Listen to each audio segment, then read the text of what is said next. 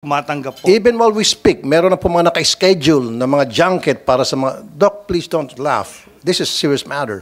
Nagkainitan sina Senador Raffy Tulfo at Health Secretary Ted Herbosa kung bakit napayagan ng DOH ang junket trip ng mga doktor sa mga public hospital kapalit ng pabor. Na-question rin ng DOH kung bakit nakalulusot ang pagbebenta ng mga doktor ng mga mahal at branded na gamot sa mga pasyente. Panoorin ang buong detalye. Yung mga doktor, gino-good time ng mga pharmaceutical companies sa mga seminar, sa abroad, schooling, free airfare, business class, hotel accommodation, food, entertainment, etc., etc. And we're talking about the millions of pesos or even dollars. Habang maaari, dapat yung mga gamot na kinikerry po ay generic. Do you agree with me, Doc? Kasi most of the patients that goes to the public hospitals are poor. So why give them branded medicines? Agree po. Usually po, ang procurement of medicines in public hospitals is by public bidding, 9184. At kuminsan, ang nananalo po ay yung branded. But most of the time, alam ko, generic ang mas mura. So yun ang nananalo po. Kaya nga po, Doc, so bakit nyo ipapayaga mag-bid pala itong mga branded kung sila'y mamahal? I'll give you an example, Doc. I'll give you an example. Ito, Doc, Secretary, I'm sorry, I've been calling you. Anyway, doctor ka naman din, ano? Oh, good, tama lang. Tramadol, this is a pain medication if I'm not mistaken, right? Yung branded, 128 pesos and 50 cents. Yung generic, 9 pesos and 75 cents. You see the big difference, Secretary? So now, ito yung nakakabulabog. And I know this for a fact because I've been a patient several times at different hospitals. Sa mga inpatient, kung ano ibibigay sa pasyente ng doktor, yun na yun, iinumin ng pasyente and then i-charge na lang. Diba? Without asking the patient first na ang ibibigay namin sa iyo ay branded. Okay ba sa iyo? Or ang ibibigay namin sa iyo is generic. More often than not, wala nang question. So kaya nga, tulad nitong sinabi ko, Tramadol, ang laki ng difference. Although siguro, i-charge ito sa PhilHealth, pero PhilHealth is government, so nasa-short change pa rin yung gobyerno. So my point is, dapat sa mga public hospitals, wag na ho tayo magbenta ng mga branded. Yung generic na lang. Existing na po yung executive order on the use of Philippine National Drug Formulary or generic drugs sa public hospitals. Ang only reason I can give as a doctor, because there are cases, nung nagpa-practice po ako, may cases na generic ang binili ng hospital pero hindi siya clinically effective. So hanggang mangyayari yun, nire-report namin yun sa procurement service. At that's the reason why some hospitals will carry probably the branded because the efficacy clinically is different. At sino po nagsasabi na mas maganda po yung branded compare sa mga generic? Hindi ko siya sabing mas maganda. Hindi, yung sabi niyo po efficacy. So may clinical study po. Yeah, because sometimes, pag nagpa-practice ka, binibigay mo yung generic, yun ang binibili ng pasyente sa hospital. I mean, Secretary, you said may clinical studies na mas effective ang branded kaysa generic. Can I see those clinical studies? They're the same. As long as the bioequivalence and bioavailabilities are the same. Okay. So yun ang problema. Not all drugs are created the same. So even if they're generic, doesn't mean may potency. Kung minsan, yung percentage of the available active component is also lower.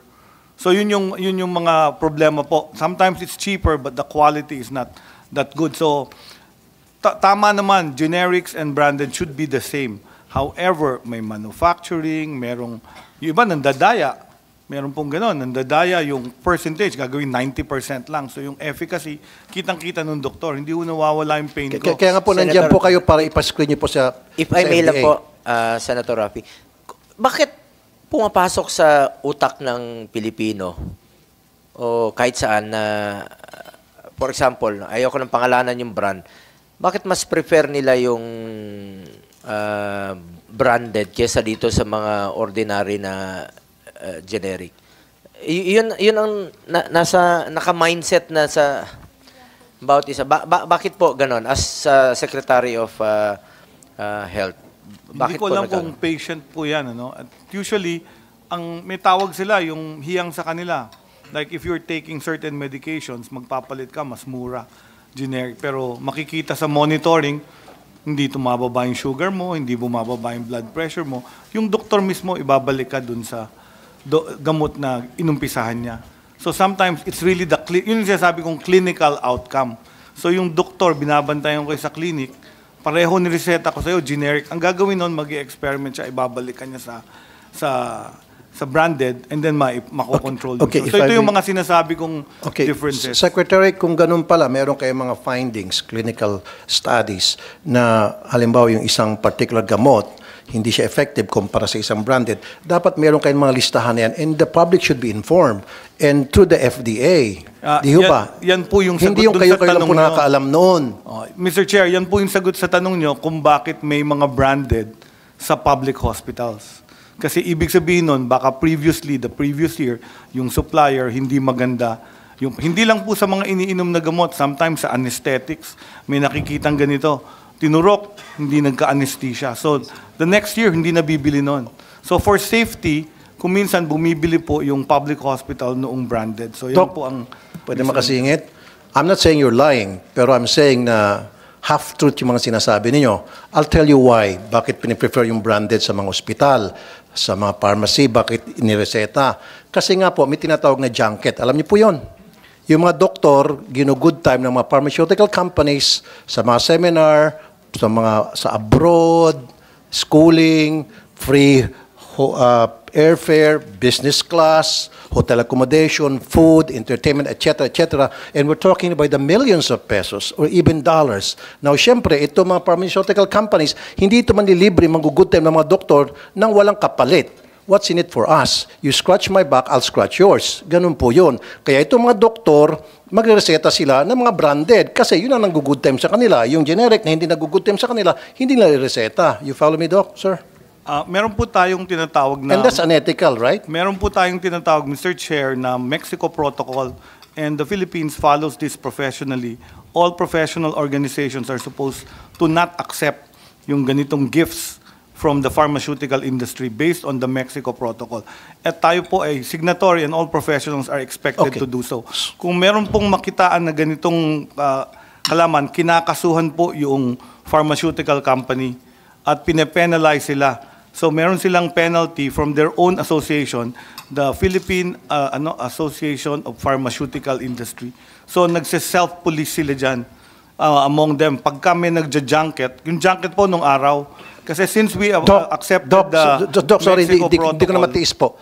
Doc, were you born yesterday? hindi po, alam ko yan, nangyayari yung junket nung araw, pero sinasabi ko No, po Doc, ngayon nangyayari. Ngayon, You want me to prove? pero kasuhan natin sila, sir. So, meron tayong avenue to file cases against these people with the pharmaceutical industry, lalo na yung mga pharmaceutical na gumagawa ng mga gifts. Gifts like this should be declared as donations to the hospital or donations or grants to educational institutions. So, kung junket siya, pwedeng kasuhan yung cases ng mga yan po. This practice violates the code of ethics of the medical profession for doctors because, number one, it affects their autonomy in giving the best and most affordable health care to patients. Number two, in a way, exploits patients for the doctor's personal gain. Number three, does not improve access to equitable health care. Now, Doc, you're saying na Agree wala po, na itong kaya junket. pwede pong kasuhan. Marami pa Pwedeng pong, kasuhan ng mga even while we doktor speak, na tumatanggap po. even while we speak, meron na po mga naka-schedule na mga junket para sa mga, Doc, please don't laugh. This is a serious matter. Even while we speak, sir, even while we speak, may mga naka-schedule na po, punta sa US, sa Canada, sa Australia, kung saan-saan bansa. Doc, let me finish. Let me finish. And I can prove this from doctors. May mga doktor po ako nagsusumbong sa akin. Ito yung mga babait na doktor na hindi sila pumapayag, hindi sila tumatanggap. Even while we speak, may mga naka-schedule na po. As far as December na. Kuminsan, yung Las Vegas, yung isang hotel dyan sa Las Vegas, punong-puno yan ng mga doktor from different countries, kasama dyan Pilipinas. Libre po yung airfare, libre po yung hotel accommodation, libre yung registration, libre pa pati pansugal sa casino. Now, yan yung dahilan kung bakit matataas ang presyo ng mga gamot dito. Siyempre, yung mga pharmaceutical companies, kailangan nilang kumita din, bumawi. Tataasan nila yung presyo ng mga gamot nila. And that's the reason bakit itong mga doktor, hindi naman po lahat, na mag-issue silang reseta, magreseta silang gamot sa kanilang mga pasyente without putting the generic conversion equivalent. Kasi dapat, di ba, maglagay sila sa reseta yung branded and then sa baba, generic or the other way around. May mga doktor na gumagawa niyan, pero may mga doktor na wala, hindi nilagay yung generic name because busog-busog sila doon sa pharmaceutical companies na nag-good time sa kanila, pasintabi sa mga doktor na tatamaan. And you know, that's reality, Doc. And don't tell me na stop na yan because if you tell me na stop na yan, next week, sa next hearing, babalik ako, mapapahiya po kayo, Secretary. Mr. Chair, So, wait a minute, let me ask you. We welcome So, if there are charges against doctors. Okay. No, The wait a cases minute. Against them should be filed with the Secretary, let me finish. Professional Let me Regulation finish Commission. first, please. Ang question ko po sa inyo, Secretary, you still stand by your word na wala ng junket? Yes or no? Hindi ko po sinabing walang junket. Sinabi ko po, meron tayong Mexico Protocol at Code of Ethics. At kung may kaso na doktor at pharmaceutical na nagva-violate nito, pwedeng mag-file ng kaso. Yan po ang sinabi ko, Mr. Chair. Then, it is your job dyan sa DOH para to find out bakit nangyayari pa rin ito. At kung nangyayari ito, then sampa kayo ng kaso. Meron na ba nasampa ng kaso? Wala. Yes, Mr. Chair, this is practice of medicine. The regulation of the Department of Health by law is the facilities. The practice of medicine is under the Professional Regulation Commission, Mr. Chair. Kaya nga po, with DOH and Professional Regulation Commission, then kasama ho kayo dyan, may coordination, then sampahan nyo po ng kaso yung mga dapat sampahan ng kaso. Yes, dapat sir, we may will masampa. coordinate. In fact, we have filed cases. In fact, when I was undersecretary, we filed a case against a DOH hospital doctor for having accepted a gift from a pharmaceutical industry. And you recognize, Doc, na this is rampant, right? Kasi if you said no, then I'll say you were born yesterday. I never said no, Mr. Chair. And I also never said it's not rampant. So, wala akong So knowledge. you agree with me na it's rampant? Na it's Wala happening? akong knowledge if it is rampant.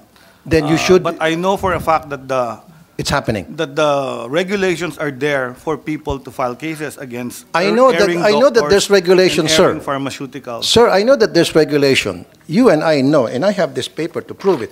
But what I'm trying to point out here, there's regulation pero hindi na-regulate. There's regulation pero hindi na-implement. Implementation is important. That's why we're here today. That's why you're there as the Secretary of the DOH. And you have so many people at your disposal to make sure that implementation is going to be implemented. Yes, Mr. Chair, we will implement the law. Thank you very much. Kasi kanina, sorry, Secretary Doc, sabi mo parang ang dating sa akin na parang wala na yung junket dati, meron parang ngayon wala na. Like I said, kung gusto nyo po, sa December pa lang, meron na pong mga booking, airfare, meron pong mga booking sa mga hotel, sa mga doctors, by the thousands and thousands, di ba, na ginagastos, hundreds of thousands, even dolyar pa po. I'm sure alam niyo po ito, Doc. Kasi pag sinabi niyo na hindi niyo alam na it exists, I'm sorry, Doc, I'm not insulting you. Then sasabihin ko, pinanganak ka lang kahapon. Kasi bilang DOH Secretary, alam niyo po yung mga nangyari sa ground, especially a former doctor in your case. And I respect you being kaya nga po kayo naging Secretary ng DOH because you're a good doctor, I would presume. Tama, sir? Tama, Mr. Chair. We will investigate this and your claims. We'll be happy to receive any knowledge that your office has.